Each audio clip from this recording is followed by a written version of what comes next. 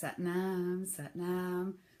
Excuse me, first live video to hitting 50 and loving it. So I'm Shiv. If we haven't met, welcome. I'm so happy that you have found your way to hitting 50 and loving it. I am going to be 50 on June 25th, 2017, and I'm looking forward to creating the best post-birthday year I've ever had, and so far so good. So what I wanted to share today is, are your goals limiting you, and is the desire to know how things are going to turn out actually hampering you and hampering your divine potential on this planet? I know it sounds kind of woo, our divine potential, but what if it's true? And that's the space I found myself in 17 years ago.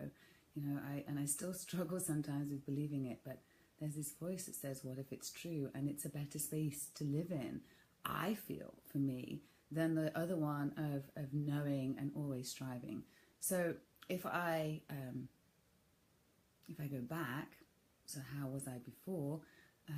Very driven, and always wanted to know what was going to happen, how it was going to happen. And then so I wanted to know that so that I could then do what I needed to do to make it happen, right? And always striving for that next goal, the next goal, the next goal. You think, if I get here, it'll be great. And then you get to there, and then you think, no, I need to be there. And then you get to there, and then you need to be here. And then you get to there, and someone else has got something different, and there's another opportunity for you. And the next thing you know, you're, right? And you're breathless. And then maybe you hit 40, 50, 60. You hit an age. You hit a spot. And there's just a whisper that it could be different. Now, after the whisper, there's a whole symphony of why it shouldn't be different. And it's a very small voice that says, what if? And then it's a very big voice that says, this is what happens, what if, right? But what if you could be okay with, what if you could be more okay with not knowing as much, so that you could allow so much more?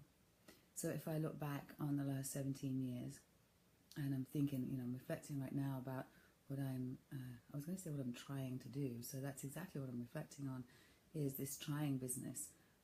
Because a lot of what's happened to me in the last 17 years, I didn't actually have to try. It just kind of unfolded. When I look back, it all just, even this part, the teaching part, when I left, I didn't know what I was going to do. I had no idea.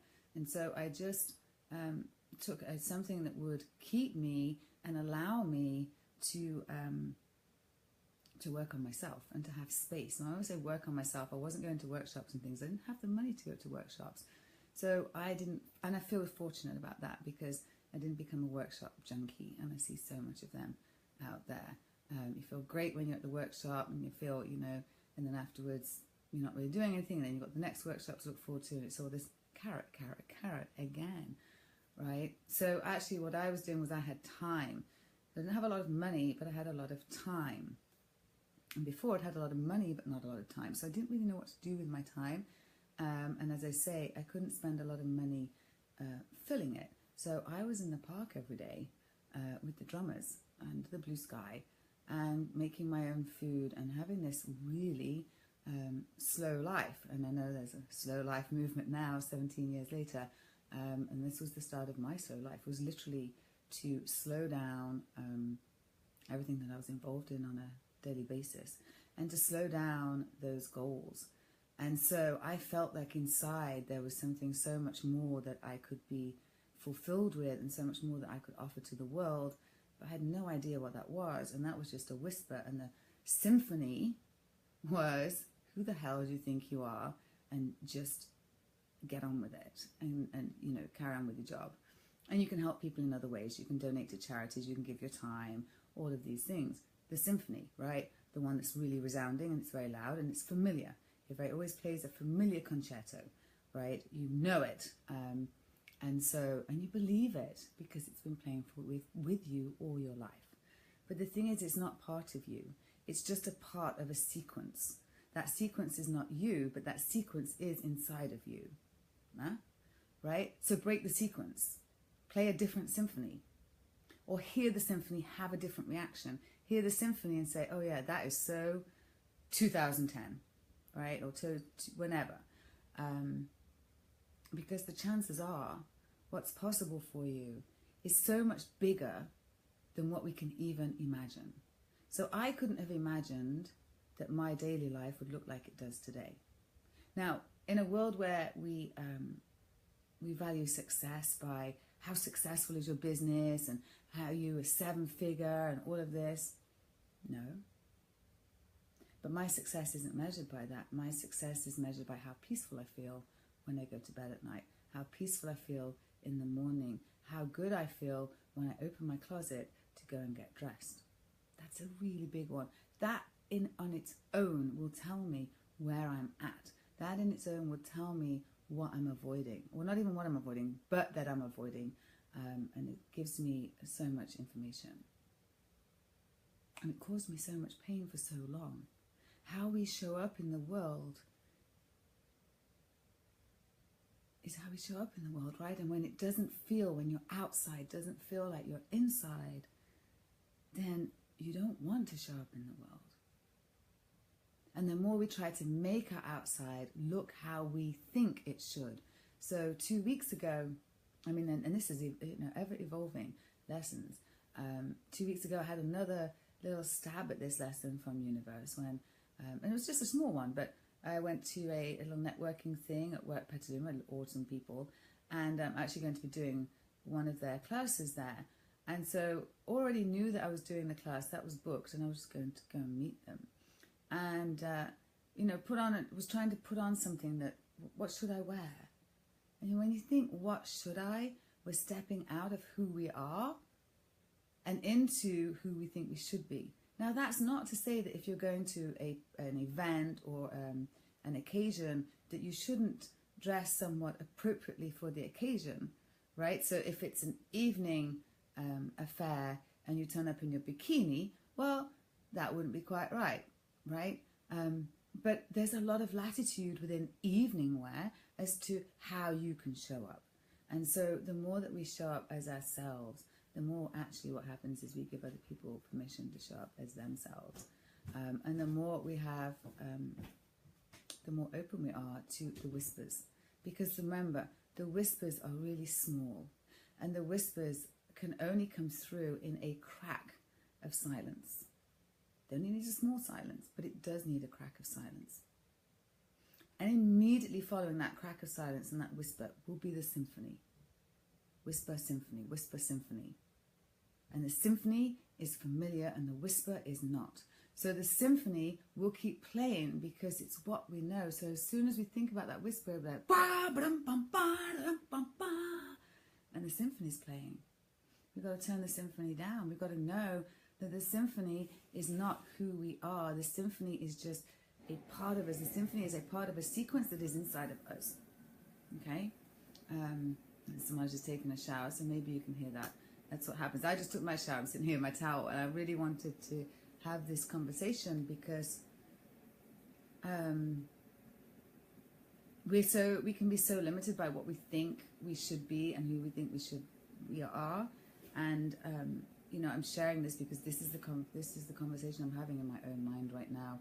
We are at a turning point, I feel, and we're also at a leaping. Like there's another leap of faith, and that can be. It can feel what we think is. We say it's scary, but that's only because we associate those feelings with scary. But if we looked at it as these what we now call scary feelings, these feelings precede something, a big decision that we need to make, that when we make it, we feel lighter. When we make it, we open up the possibilities because we did what the universe wanted us to do. She's got everything waiting for you on the other side, universe, God, whomever, benevolent. We've got to step through. She's not going to do the work for us. The work is us stepping through, right? And that's how we do it. And if we say, I want to do this, or I'm going to be, X. One of the reasons I've been thinking about it was I've been trying and loosely, but with respect to speaking to corporations about health and wellness, going back into the corporate world that I came from and bridging that gap, and then I'm just realizing that that's great and I could do it, and it would be fun, I guess, but it's not. No, it's not where I want to be. I want to be with people that have already decided or already know that there's more, and they're giving. So it's definitely entrepreneurs, and I love entrepreneurs because they're ever giving. The reason that they're doing what they're doing is because they want something more. They want something more for themselves, and when they get it for themselves, they see they want more for the world. And then what so often happens is they forget themselves, right? And so that's where we come in. We can help them feel better and still keep doing that thing and helping the world be a better place. And we can be ourselves so much more than going into the corporate world. So these tiny nuances of where you think, so for me, where I think I'm better placed to speak, can make a shift in how we turn up.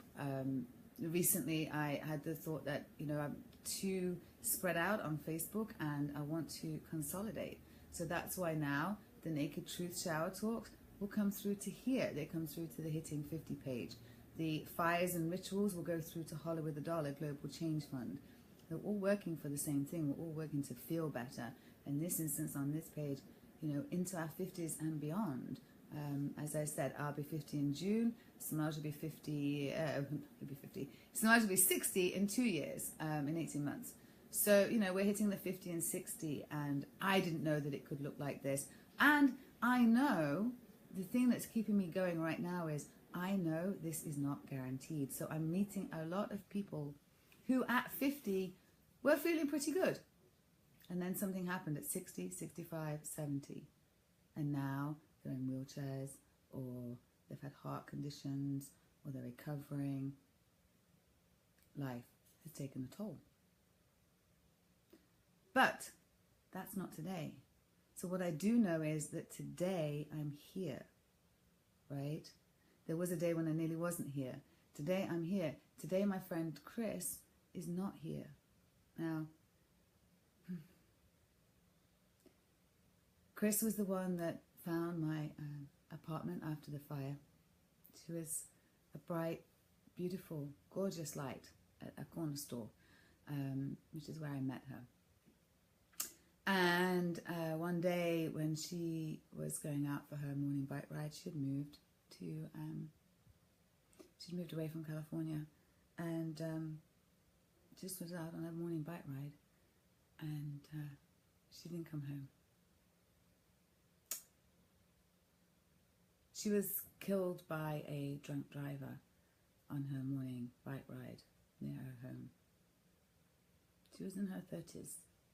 She was a bright light. She was the glue that held her community together. She was the light that bathed them in the dark. And one morning she went out for a bike ride and her light was put out. You see, we never know when a light's going to get put out. We'll always think that it's too soon. We don't know what's going to happen tomorrow. We do know that we're here today. And what if today we could just let go of everything that we think should be and the way that it should be, and start feeling into the wisdom that is inside of us, that has been waiting to be tapped into. That now, as we shed the years, as we shed the layers, as we gain years and shed layers of who we think we should be in the world, that we can actually just start being who we are and feeling more into that, so that the potential is infinite. Because there are infinite possibilities out there when we don't try and say, I'm going from here to here. It's not to say that you can't have a general goal, but more about feeling. How do you want to feel in your life? Especially if you're in your 50s, or even if you're older. Isn't it time that you got to actually feel the way that you want to feel, rather than doing what everyone else wants you to do, and still not making them happy? That's the thing. Right? So I'd love to hear from you. We're going to have more of these. This is Shiv with the Naked Truth, and I'm so happy to be here with you, hitting 50 and loving it. let's get together. Let's make a different picture of 50. Embrace our wrinkles, embrace where we are. We don't have to, and our bodies don't have to be perfect. It's about feeling into who you are, and the more you can do that, the better you're going to feel, and the better you're going to feel, well, then the better everything else gets. It's just the way that it goes. It's a beautiful cycle to be on. We call it the Feel Better Life. And you can always come over to feelbetterlife.com for more on that. Much love to you. Now it's time to go get dressed.